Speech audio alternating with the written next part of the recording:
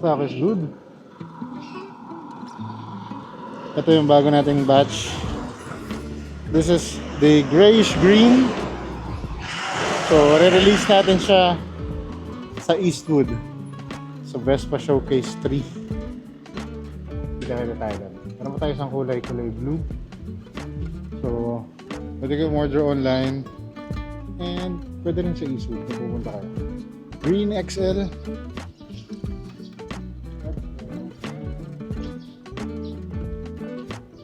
Ayos.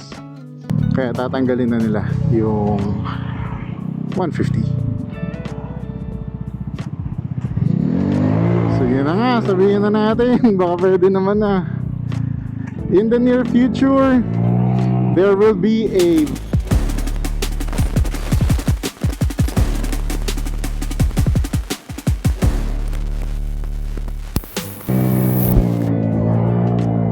Tara, game Thursday afternoon, and it's been a while. Medyo matagal-tagal na naman tayong di nakapag-upload. Dami lang ginagawa, daming inasikaso. Kung kailan walang trabaho, tsaka maraming inasikaso, tsaka naging busy. Anyway, kamusta kayo? Last week merong naging event ang Vespa Club of the Philippines, wherein nagkaroon sila ng film showing sa Venice Piazza for the 80th anniversary ng Vespa. And nakita ko rin doon is na-launch nila yung commemorative na colorway again for the 80th anniversary nga ng Vespa. So yun yung GTS GTS na ano bang kulay yun? Parang teal na medyo light. Hindi ko alam, parang official color nun. Pero yun yung nangyari. Tapos ito, kagaya nga ng nakita nyo sa thumbnail, is yes, we were able to find a Vespa 180 that we can test. So thank you agad Boss Eugene ng Scooter Depot. Napayagan naman niya tayo kahapon kasi natin yung nakita. And yes, ngayon natin siya gagawin. Ganda ang kulay na nakuha nila. That is Primavera White, the standard edition. Marami pa rin nalilito. Marami pa rin ako nakikitang questions sa mga groups. Ano bang difference nung standard version ng Primavera and Sprint versus the S versions? Ito confirmed naman na that ang difference lang nila is colors, trims, ganyan. Ang galing nito. So wala silang pinagkaiba sa performance, sa makina. Kung ano ang makina ni S is, or ni standard, is siya ding makina ni S version. So that goes with again Sprint and Primavera. Pero ngayon meron silang konting difference. Una na dyan, kagaya nung nabanggit natin during the launch sa Makina Moto event, yung S variants are all keyless, while the standard variants, yan yung merong mga susi, yung typical na susi, kumbaga.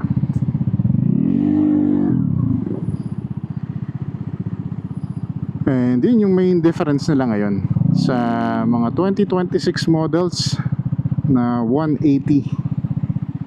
So madali mo naman siyang ma-recognize.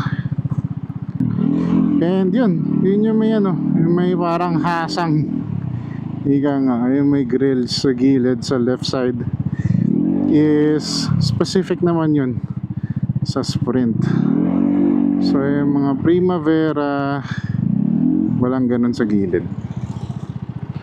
Yun yung mga main difference nila for the 2026 models.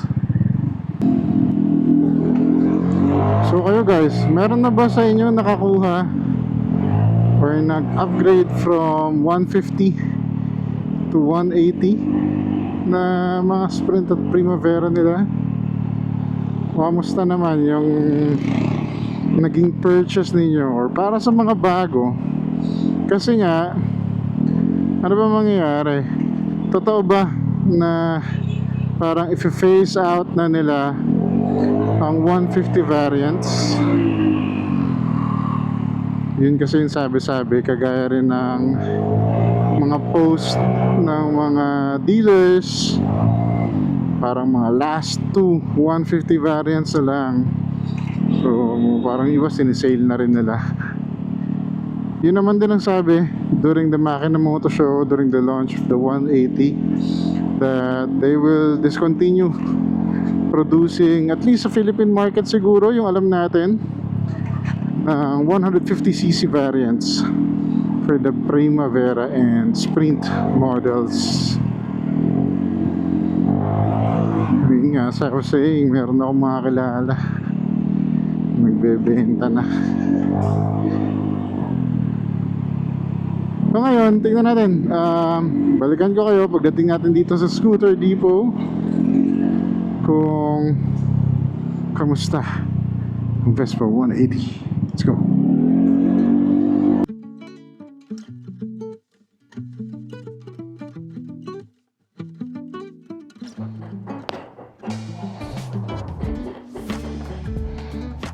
Boss Mark, kamusta? Ano balita? Yes lang. Basta do? Uy! Morning. Ay, good afternoon na pala. Brother, kamusta? Boss. Alright. So, ito yung Vespa 180 ng Scooter Depot. Nahiram tayo. Ngayon, test ride natin. Okay, ito. Kasama saying, meron siyang susi. Vino, Primavera standard do, no? Na upuan? Hindi, standard na unit. Hindi siya S. Kaya meron siyang susi. Liwanag, oh. So, ganun pa rin. Same. Same siya. Ganun pa rin. Natatanggal. And, yeah, ikot natin. So, kung nakita nyo ko, kung pina-follow nyo si Scooter Depot, it was released, this was released no isang araw, and ang ganda kasi nakabox pa nila. Parang maganit ah. Parang tigas ang throttle. 60 agad yun. Bilis ba yung 60 na yun? Sana nakikita niyo yung dash.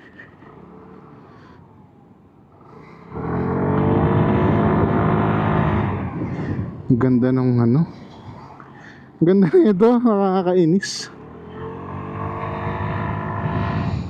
Alright, testing natin ha. Nakakapanibago kasi parang maganit yun dito. Ayun oh. Pero wala naman tayong kasunod. 0 to 60, kayo na magbilang.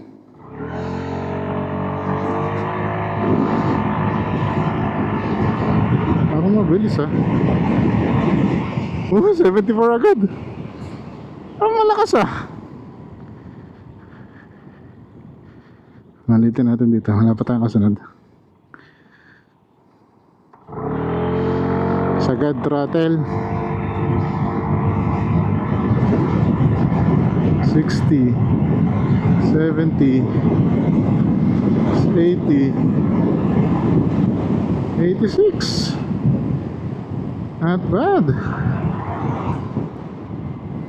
Ang ganda ng puti. Ang ganda ng puti. Recording ba tayo?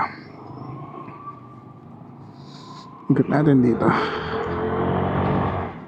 Nakakamiss kasi again, Primavera is classic looking. Kaya meron tayong mga big round side mirrors attached to this one. And dito medyo malubak na. So lalay lang tayo. Tingnan natin ang shocks. Shocks niya parang mas malambot pa nga ito eh, compared dun sa ano, sa mga previous models. Ang brake niya maganda. According to Sir Eugene ng Scooter Depot, all parts are pwede from the previous models. Nakapareho niya. So same levers.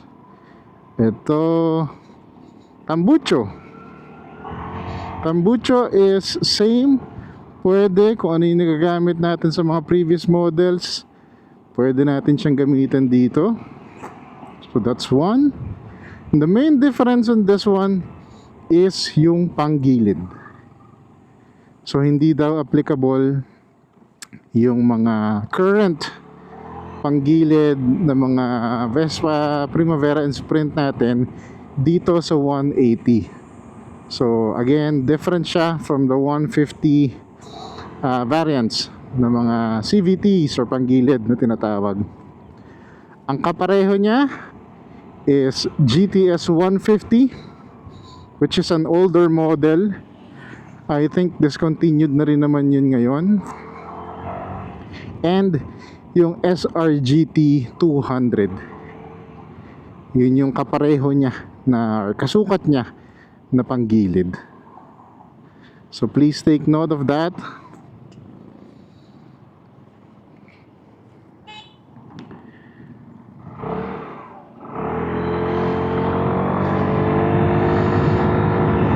Malakas din mabilis siya mag 60 in fairness. 70 tuloy-tuloy. Kung isasagad mo siguro to sa ano, sa rektahan talaga yung ruta natin, feeling ko madali mag 100. May bubuga pa eh. Yung 80 na yun kanina, kayang-kaya pa eh. And yes, again, ang ganda ng puti. So for this Primavera standard variant, chrome yung mga trims niya. Leg trim, ito switch covers, headlight, I think pati yung sa horn cast niya. So ikutan natin yun mamaya. Ganda. Height, I would say same lang yung standard. I mean doon sa mga previous model, same lang yung height niya. And yeah, ganda ng puti. Ganda pala ng puti. Parang ngayon lang ako nakasakay, or at least na-try, napaandar na puti na Vespa. Napansin ko rin kahapon dito is yung elbow niya ng exhaust niya, parang sa ano 2024 model, malalaki na rin siya. So hindi ko lang alam kung anong sukat nun. Pero again, exhaust from the 150cc's can be used dito sa Vespa 180.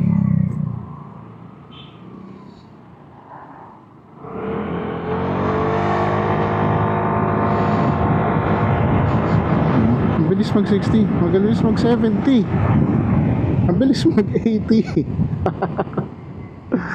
Ang saya na ito. Again, tuwang-tuwa ako simula pa lang nung nilaunch siya dito sa display na to. Imagine mo ngayon, sobrang maaraw pa rin, yet napakaliwanag.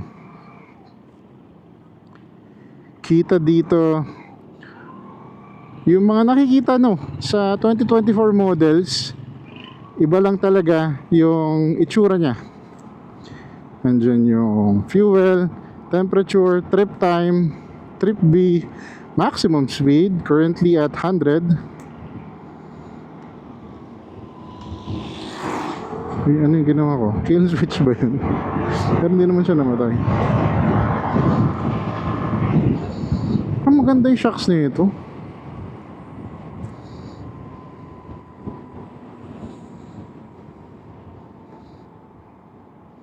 Trip A, trip B. Kilometer per liter, average fuel consumption meron. Total 125 kilometers pa lang yung tinatakbo. And yes, ang ganda.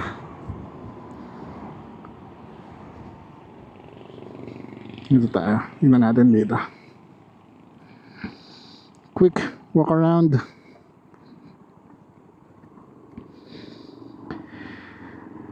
So same itsura ng crankcase niya, same ilaw niya, yung mas manipis kagaya sa 2024 models.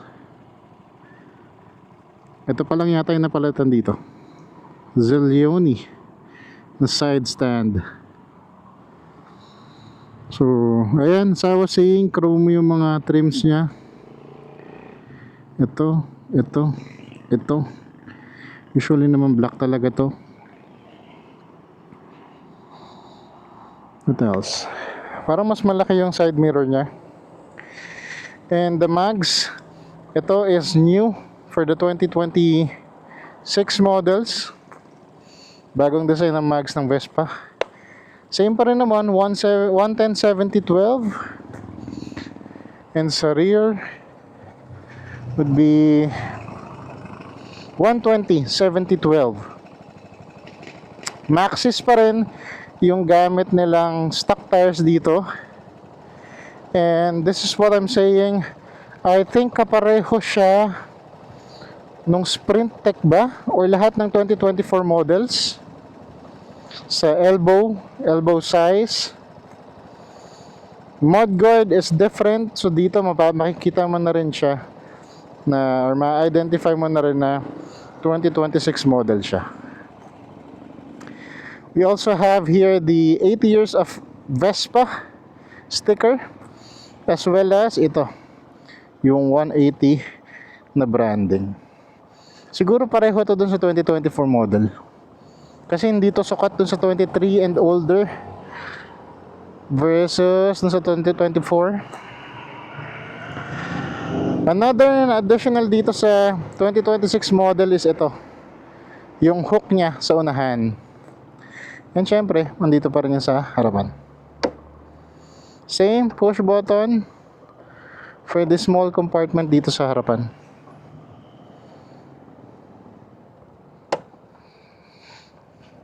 Kill switch. Meron siyang kill switch. Ito yung mga modes. Horn, high and low, tapos signal. Ganda. Tapos same yung ilaw.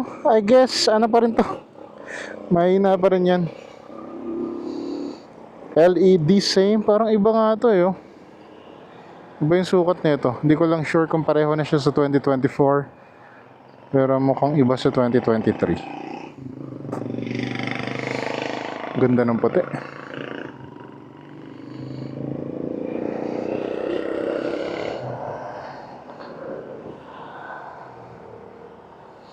Ano sa tingin nyo?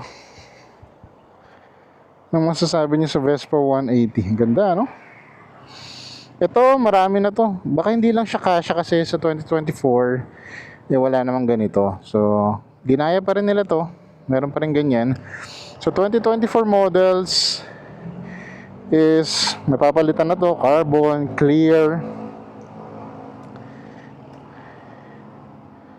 Ganda ng startup niya. Diba? Mahugi. Landiyo. Kill switch. Tahimik. As expected.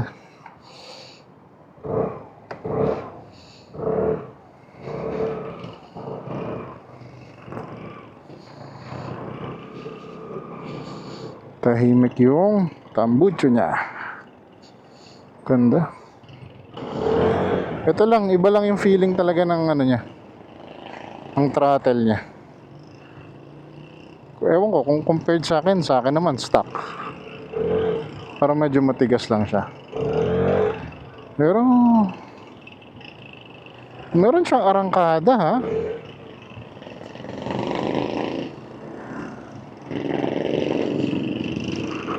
With the parts, hindi lang ako sigurado kung meron nang naglabas ng mga aftermarket parts dun sa CVT nga niya. Kasi again, iba siya sa mga 150. So, kung hindi ako nagkakamali, si Polini or si Malosi ba yung maglalabas ng ano? Thank you kuya. Yung maglalabas ng bago nito. Ang ganda. Nice.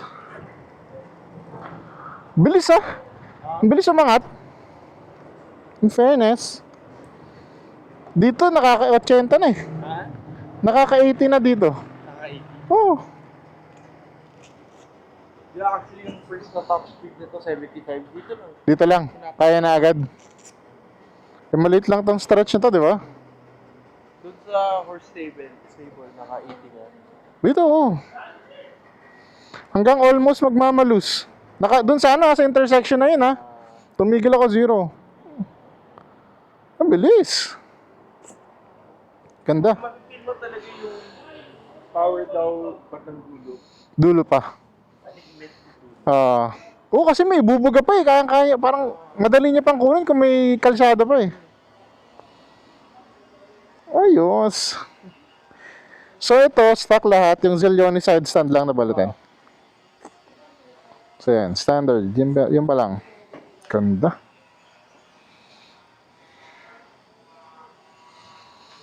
Kung papabili ka na ba ng 180. Wala pa rin kasi mga test rides units sa Vespa. Kaya parang konti pa lang nakakapag-try. Sa Makina Moto, I think hindi naman natuloy yung test drive nila doon. And yeah. Kung may kilala ka, I suggest subukan mo na sa kilala mo para makapag-decide ka. Pero definitely mas malakas siya. 100%. Ano pa kung magpanggilid to? Diba? Alright. Nakita nyo ang Vespa 180.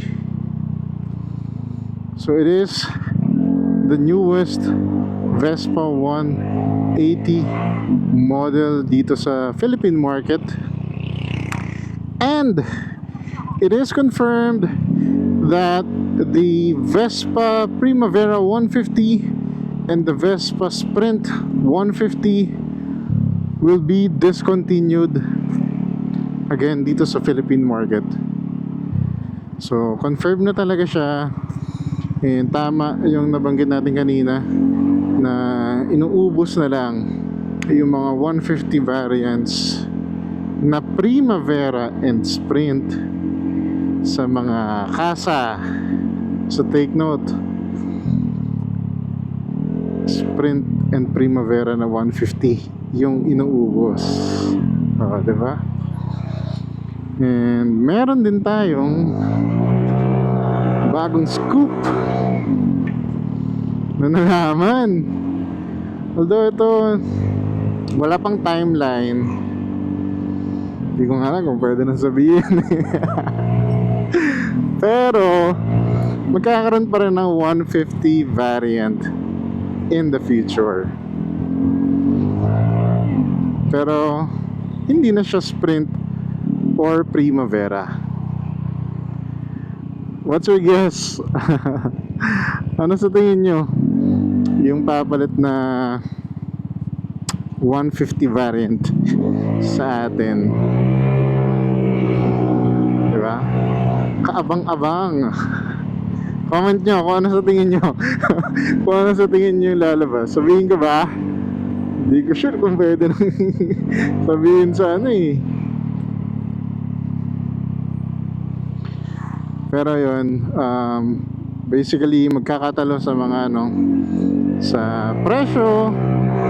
Syempre with the current value ng 180cc which starts at 218,000 pesos, tama ba? 218,000. Double check nga natin. Ito ta. Taas pala to. So yes, as I was saying, with the current value ng 180cc's, starting at the Primavera standard, which is at 218,000 pesos. Yung S variant is 228,000. 238 naman sa standard Sprint, and 248 sa Sprint S variant.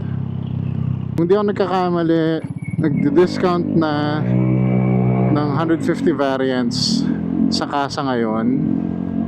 Kasi nga, tignan mo naman, 8,000 peso difference. Kagaya nung nabanggit ni Dave before, walang voucher na nakukuha or na makukuha yung mga bumibili ng 180cc.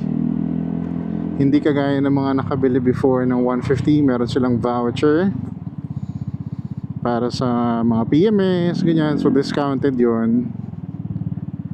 Yun yung ano, naging way nila para ma-way ng tao kung ano kukunin nila. 150 ba muna ako sa ngayon, or mag 180 na ako. Yun. Kaya tatanggalin na nila.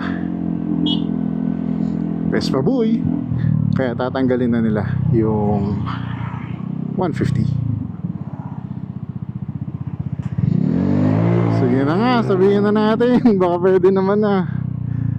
In the near future, there will be a Vespa S150. Current body ng S125 with a 150 engine. Yun daw yung papalit sa 180. I mean sa 150cc sa Vespa lineup. So S150, if you are in the market para sa ganong body, meron pa rin naman siguro, di ba? Para sa maliit na body, mas gusto nila yung ganon. Pero 150cc na, antayin nyo yung Vespa S150.